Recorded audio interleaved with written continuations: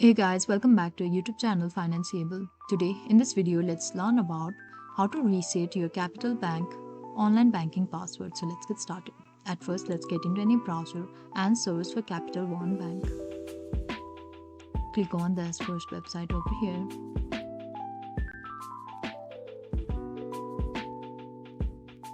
Now we need to enter our username. And if you have forgotten your password or username, so let's click on this one to reset it. Here we'll be asked our last name and our social security number, also the date of birth. And once you have entered all of this, click on find me. Then our username will be found. Once it is done, we'll get next option to change our password, that is reset our password. And simply reset the password and enter your new password and the username to log in to Capital One Bank. So this is all we can do to reset our online banking password on Capital One. I hope you liked the video. Please do like and subscribe. Thanks for watching.